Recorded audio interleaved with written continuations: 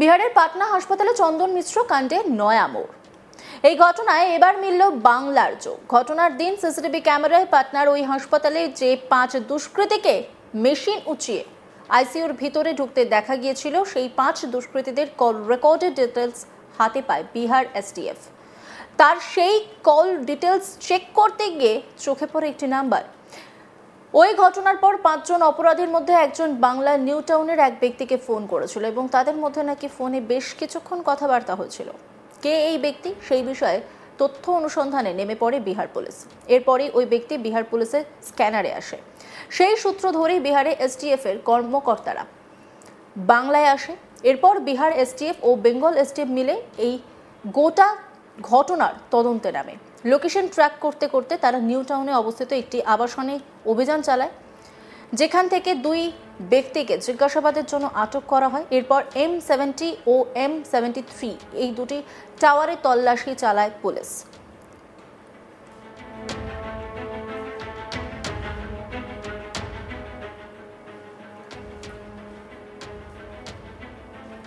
সূত্র মারফত জানতে পারে যে এই দুটি টাওয়ারে সন্দেহভাজন ব্যক্তিরা লুকিয়ে থাকতে পারে। এরপর সেখানে গোয়েন্দারা পৌঁছে যায়। সেখানে পরপর 2টি ফ্ল্যাটে অভিযান চালিয়ে সেখান থেকে 5 জনকে জিজ্ঞাসাবাদের জন্য আটক করা হয়। তবে এসটিএফ সূত্রে জানা যায় তাদের মধ্যে কাউকে গ্রেপ্তার করা হয়নি। কাজেই এই ঘটনার সঙ্গে পাটনার হাসপাতাল কাণ্ডের কোনো লিঙ্ক খুঁজে পাওয়া যায়নি বলে এসটিএফ সূত্রে জানা গিয়েছে। তবে অফিসিয়ালি ভাবে এই বিষয়ে বেঙ্গল ও বিহারে এসটিএফ এর তরফে এই বিষয়ে কিছুই জানানো হয়নি। এই বিষয়ে ওই ফ্ল্যাটের সিকিউরিটি গার্ড কি বলছেন শুনবো। 5:48 बजे पुलिस आया था। आज सुबह कौन सा फ्लैट में गए थे? वो 406 पे गया था। कितना पुलिस थे वहाँ? इतना पुलिस था तो मैंने को मालूम नहीं। वो नाइट में जो सिक्योरिटी था वो बोला हम तो 7 बजे आए हैं। कितने लोगों को लेकर गए हैं? 2 लोगों को लेकर गया है। इस फ्लैट से 2 लोगों को? हाँ, इस फ्लैट से। वो कितने दिनों से आ रहे हैं? वो 7-8 मास से रह रहा है। 7-8 महीने से? हाँ। वो ओनर है या रेंटेड? रेंटेड है। अच्छा, 7-8 महीने से यहाँ रेंटेड? हाँ, 8.5 महीने से रेंट में रहता है वो। नाम कुछ पता है आपको? एक जन का नाम है अभिषेक राज। अभिषेक राज। हाँ। कितने लोग रहते थे इस फ्लैट में? 3 लोग। इस फ्लैट में 3 लोग रहते थे? उनमें से 2 लोगों को लेकर गए। और 3 लोगों का नाम पता है आपको? एक जन का नाम पता है अभिषेक राज। এই বিষয়ে রাজ্য বিজেপির সভাপতি শ্রমিক ভট্টাচার্য বলেন, সমস্ত অপরাধীরা ভাবছে এখানকার সরকার তাদের পক্ষে। পশ্চিমবঙ্গে আইন বলে কিছু নেই। জিহাদি সংগঠনের এজেন্টরা এখান থেকে ধরা পড়ছে। শ্রমিক ভট্টাচার্য কি বলছেন শুনবো। ये पूरा जो असामाजिक तत्व है, जितना सारे क्रिमिनल्स है, वो सोच रहे हैं ये सरकार उनका सरकार है। और पश्चिम बंगाल में अभी जो मौजूदा स्थिति है, total absence of law and order, total anarchy, total breakdown of constitutional machinery, a politicised administration. तो that is why this things are happening. It is not anti socials का बात सिर्फ नहीं है, ये बिहार की किसी क्रिमिनल का बात नहीं है। जो बांग्लादेशी मुस्लिम घुसपैठी आज पश्चिम बंगाल में घुसे हुए हैं, तो ISIS का एजेंट पश्चिम बंगाल से पकड़ा जा रहा है। ऐसा स्थिति में फिलहाल है। देखिए, ये सरकार बोलकर कुछ है ही नहीं। जो है उसमें सरकार, नेता, नेत्री, क्रिमिनल, घुसपैठी सब कुल मिल गया है। एक फुटबॉल का माफिक हो गया है पश्चिम बंगाल।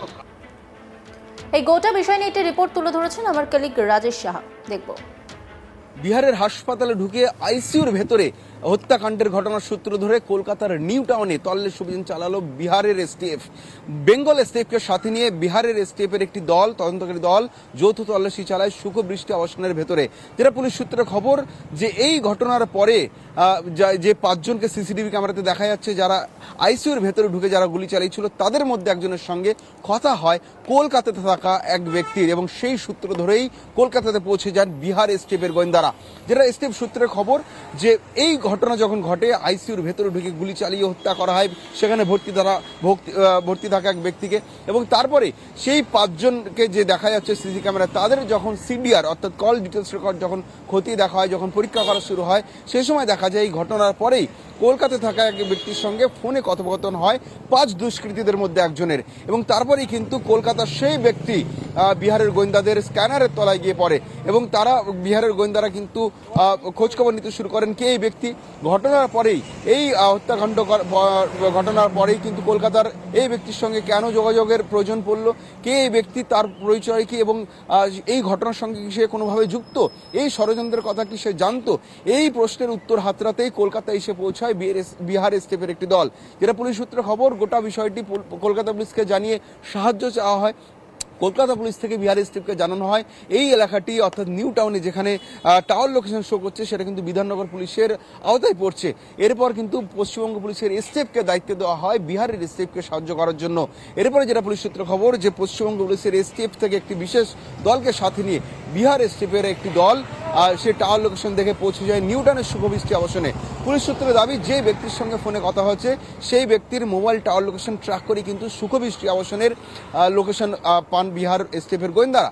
এরপরেই সুখবৃষ্টি আবাসনে আজ ভোরবেলা 5:30 নাগাদ পৌঁছে যান পশ্চিমবঙ্গ পুলিশ এবং বিহার পুলিশের যৌথ বাহিনী, এবং সেখানে পৌঁছে গিয়ে দুই ব্যক্তিকে বাইরে থেকে আটক করা হয় জিজ্ঞাসাবাদের জন্য।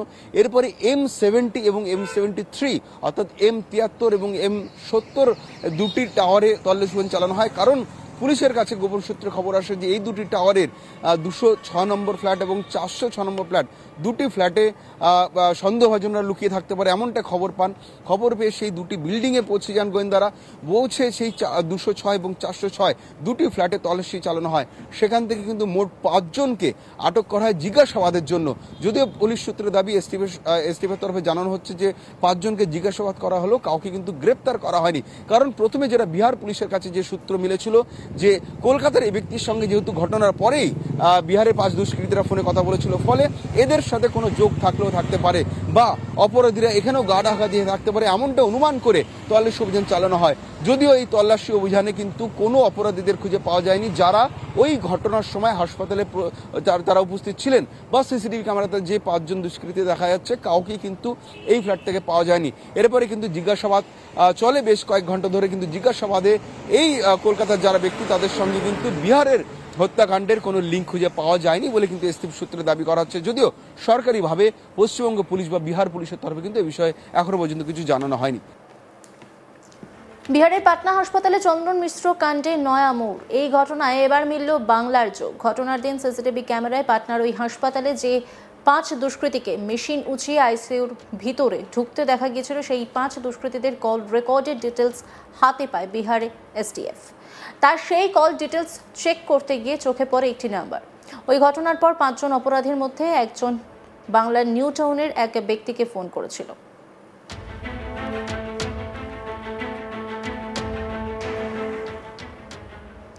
অন্যান্য খবরের আপডেটের জন্য অবশ্যই নজর রাখুন আজ তাক বাংলার ইউটিউব স্ট্রিমিংয়ে। লাইক, কমেন্ট, শেয়ার এবং সাবস্ক্রাইব করতে ভুলবেন না।